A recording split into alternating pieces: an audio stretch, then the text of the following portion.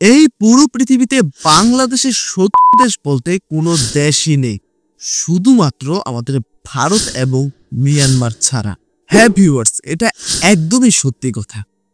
তো যাই হোক ভিউয়ার্স, আমাদের ভারতের সঙ্গে বাংলাদেশের বর্তমান সম্পর্ক কেমন এবং কি চলছে এবং কি গিয়েছে, আশা করি সেটা আপনারা জানেন। এবং মিয়ানমারের সঙ্গে বাংলাদেশের সম্পর্ক সম্পর্কে আশা করি আপনারা জানেন। তারপরও আমি বলছি, দেখুন, মিয়ানমারের সঙ্গে বাংলাদেশের সম্পর্ক যে অনেকটাই খারাপ বিষয়টা কিন্তু সেরকমটাও নয়, আবার যে অনেকটাই ঘনিষ্ঠ বিষয়টা কিন্তু সেরকমটাও নয়। কিন্তু মিয়ানমার বাংলাদেশকে অনেকবার উস্কানি দিয়েছে জন্য বা বিভিন্ন সমস্যার সৃষ্টি করার জন্য। তো যাই হোক, এটা সম্পর্কে আশা করি আপনারা অবগত রয়েছে। এখন কথা হচ্ছে, যদি মিয়ানমারের সঙ্গে বাংলাদেশের যুদ্ধ লাগে, তাহলে মিয়ানমারের সঙ্গ কোন কোন দেশগুলো দিবে এবং বাংলাদেশের সঙ্গ কোন কোন দেশগুলো দেবে, এটা অনেকেই জানতে চান। তো আজকের ভিডিওটা দেখলে আপনারা বিস্তারিত সবকিছু ইন ডিটেলস জানতে পারবেন। হ্যাঁ ভিউয়ার্স, আজকে আমি চ্যানেল ইউনিক ইউটিউব চ্যানেল থেকে নেওয়া একটা ভিডিওর উপর রিঅ্যাকশন দিতে যাচ্ছি, আর এটা একটা গুরুত্বপূর্ণ ভিডিও। দেখুন, কয়েকদিন পরপরই কিন্তু মিয়ানমারের সঙ্গে বাংলাদেশের ছোটখাটো সমস্যা হয়, আর সেই সমস্যাটা কিন্তু মিয়ানমারই তৈরি করে। আশা করি বুঝতে পারছেন যে আজকের ভিডিওটা কতটা গুরুত্বপূর্ণ হতে যাচ্ছে। এই ছোটখাটো সমস্যা থেকে যদি বড় কোনো সমস্যা হয়ে যায়, তাহলে বাংলাদেশকে কোন কোন দেশগুলো সাপোর্ট করবে এবং মিয়ানমারকে কোন কোন দেশগুলো সাপোর্ট করবে, বিস্তারিত সবকিছু আজকের ভিডিওতেই জানতে পারবে। তাহলে ভিউয়ার্স, আর বেশি কথা বাড়াচ্ছি না, আপনাদের সঙ্গে একসঙ্গে মিলে সম্পূর্ণ ভিডিওটাকে দেখে আসি। Let's start it.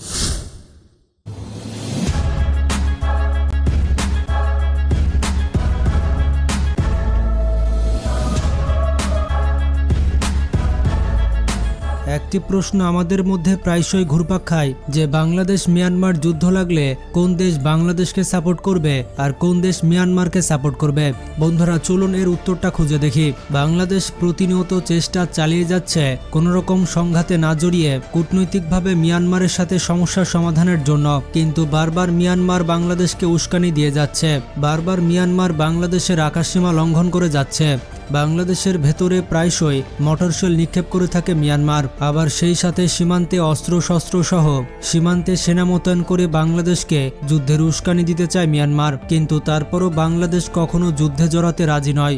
বাংলাদেশ কখনোই আগে মিয়ানমারকে আক্রমণ করবে না, তবে মিয়ানমার যদি বাংলাদেশকে আক্রমণ করে বসে, তাহলে বাংলাদেশ কখনোই ছেড়ে কথা বলবে না। আর সেক্ষেত্রে যদি বাংলাদেশ মিয়ানমার যুদ্ধ লেগে যায়, তাহলে বিশ্বের কোন দেশ বাংলাদেশকে সাপোর্ট করবে আর কোন দেশ মিয়ানমারকে সাপোর্ট করবে জেনে আসি।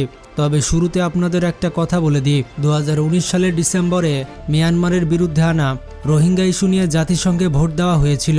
193টি সদস্য দেশের মধ্যে 134টি দেশ বাংলাদেশের পক্ষে ভোট দিয়েছিল। মানে তারা বলেছিল বাংলাদেশে যে রোহিঙ্গা রয়েছে সেগুলো অবশ্যই মিয়ানমারে ফেরত দেওয়া উচিত, এবং মিয়ানমার কাজটা ঠিক করছে না। বন্ধুরা, এর মধ্যে 9টি দেশ বাংলাদেশের বিপক্ষে ভোট দিয়েছিল, মানে তারা মিয়ানমারকে সাপোর্ট করেছিল। আর বাংলাদেশ এবং মিয়ানমার কোনো দেশকে ভোট দেয়নি, প্রায় 28টি দেশ তারা রোহিঙ্গা ইস্যু নিয়ে কোনো রকম মন্তব্য করেনি। তো যাই হোক, নাম্বার 1 তুরস্ক। মুসলিম দেশ তুরস্ক সবসময় বাংলাদেশকে সাপোর্ট করে। রোহিঙ্গা ইস্যুকে কেন্দ্র করে তুরস্ক বাংলাদেশের পক্ষে শক্ত অবস্থান নিয়েছে। যদি বাংলাদেশ এবং মিয়ানমার লাগে, তাহলে তুরস্ক সরাসরি বাংলাদেশকে সমর্থন করবে। তবে ভারতের পক্ষে গিয়ে এবং চীনের বিপক্ষে গিয়ে বাংলাদেশের জন্য যুদ্ধ করা তুরস্কের জন্য অস্বস্তিকর হতে পারে।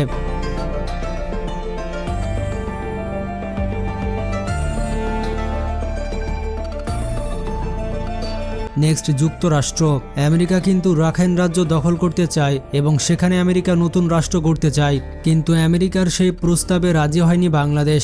তবে বাংলাদেশ মিয়ানমার লাগলে আমেরিকা কিন্তু বাংলাদেশকেই সমর্থন করবে, কারণ মিয়ানমারের ভেতর আমেরিকা নতুন একটি রাষ্ট্র গড়তে চায়। দেখো, আমেরিকা কিন্তু খুবই পাওয়ারফুল একটা দেশ। যদি আমেরিকা বাংলাদেশের পাশে থাকে, তাহলে এখানে বাংলাদেশ অনেকটাই বেশি শক্তিশালী হয়ে যাবে, এটা আমার মনে হয়। আপনাদের কি মনে হয় অবশ্যই কমেন্ট করে জানাতে পারে। তাহলে ভিউয়ার্স, চলুন বাকি ছোটটুকু দেখে আসি। Next Iran. বন্ধুরা, রোহিঙ্গাদের পক্ষে জনসমর্থন রয়েছে ইরানের। বাংলাদেশ মিয়ানমার যুদ্ধ লাগলে বাংলাদেশের পক্ষ নিবে ইরান, তবে চীনের বিপক্ষে সরাসরি যুদ্ধে লিপ্ত হবে না ইরান। Next China. বন্ধুরা, বাংলাদেশ এবং মিয়ানমার দুই দেশের সাথে চীনের সামরিক এবং অর্থনৈতিক সম্পর্ক রয়েছে, তাই যুদ্ধ বেঁধে গেলে চীনের ভূমিকা হবে নিরপেক্ষ। তবে আমেরিকা যদি হস্তক্ষেপ করে তাহলে চীন আর বসে থাকবে না। সেক্ষেত্রে চীন কিন্তু মিয়ানমারের হয়ে যুদ্ধ করবে, সে যতই বাংলাদেশের সাথে ভালো সম্পর্ক হোক না কেন। তাছাড়া জাতিসংঘে রোহিঙ্গা নিয়ে যে ইস্যু উঠেছিল, সেই ইস্যুতে কিন্তু চীন মিয়ানমারকে সাপোর্ট করেছে এবং বাংলাদেশের বিপক্ষে ছিল চীন।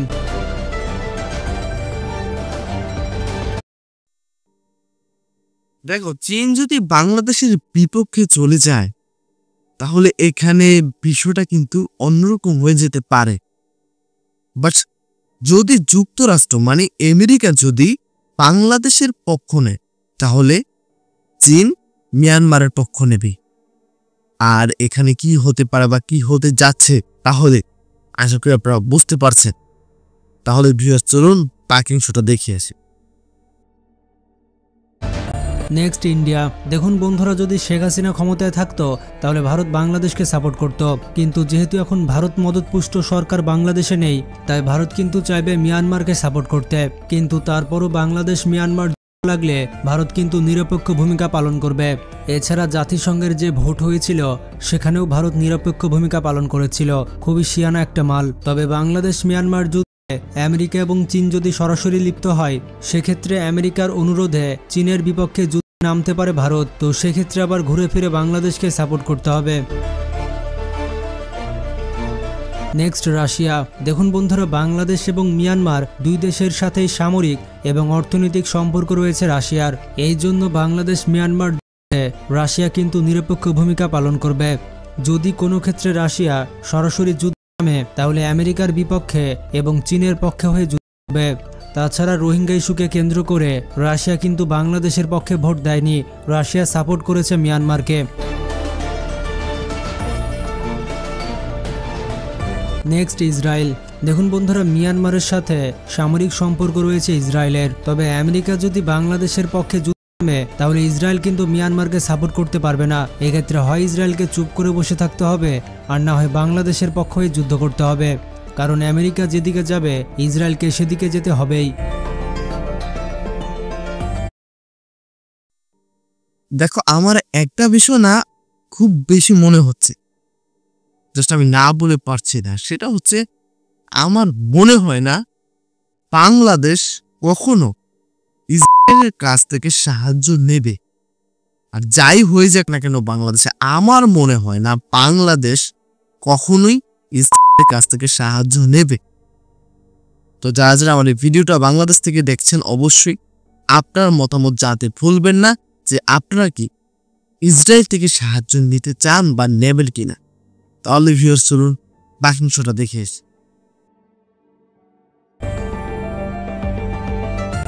Next United kingdom. Bangladesh Myanmar যুদ্ধ লাগলে বাংলাদেশকে সমর্থন করবে যুক্তরাজ্য। যেহেতু আমেরিকাও পক্ষে থাকবে, সেহেতু বাংলাদেশের পক্ষে থাকতে হবে যুক্তরাজ্যকে। Next Japan. বাংলাদেশের সাথে জাপানের ভালো সম্পর্ক থাকলেও জাতিসংঘে নীরব ভূমিকা পালন করেছে জাপান, আর বাংলাদেশ মিয়ানমার যুদ্ধ লাগলে তারা নিরপেক্ষ ভূমিকায় পালন করবে। আর যদি যুদ্ধ করতেই হয় তাহলে ভারত এবং আমেরিকার পক্ষে এবং মিয়ানমারের বিপক্ষে যুদ্ধ করবে। Next France. রোহিঙ্গা ইস্যুকে কেন্দ্র করে বাংলাদেশের পক্ষে জোরালো অবস্থান নিয়েছে ফ্রান্স। যদিও বাংলাদেশের সাথে ফ্রান্সের সম্পর্ক খুব একটা ভালো না, কিন্তু তারপরও ফ্রান্স বাংলাদেশকে সমর্থন করে থাকে। তো বাংলাদেশ মিয়ানমার যুদ্ধ লাগলে ফ্রান্সের সমর্থন পাবে বাংলাদেশ। Next Malaysia. মুসলিম দেশ মালয়েশিয়া রোহিঙ্গাদের পক্ষে শক্ত অবস্থান নিয়েছে। যদি বাংলাদেশ মিয়ানমার যুদ্ধ হয় তাহলে বাংলাদেশকে সমর্থন করবে মালয়েশিয়া।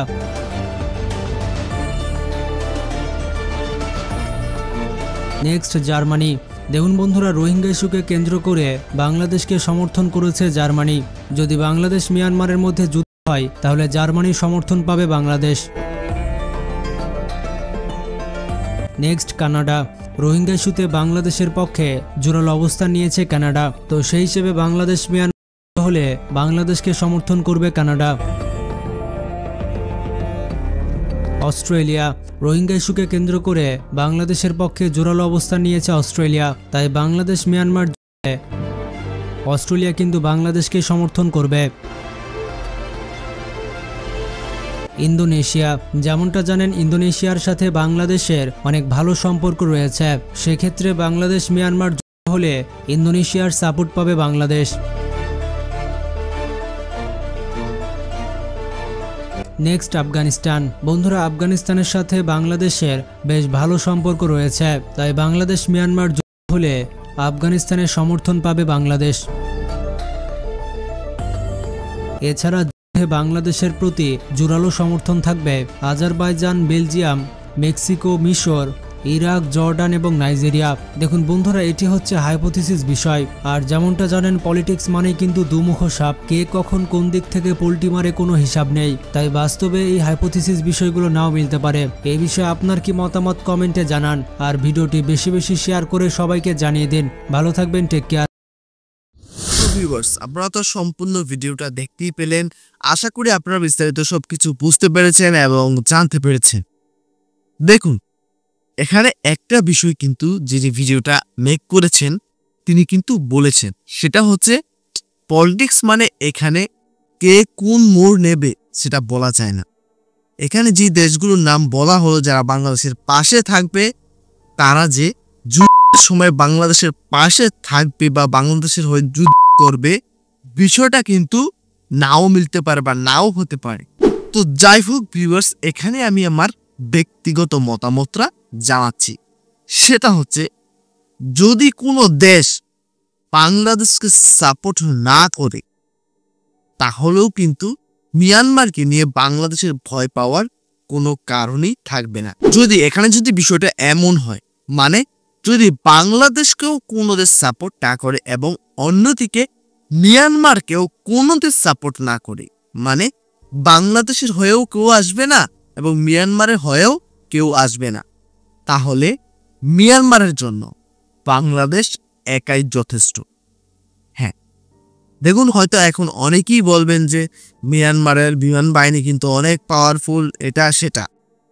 দেখুন, বিমান বাহিনী পাওয়ারফুল কেন বলেন আপনারা?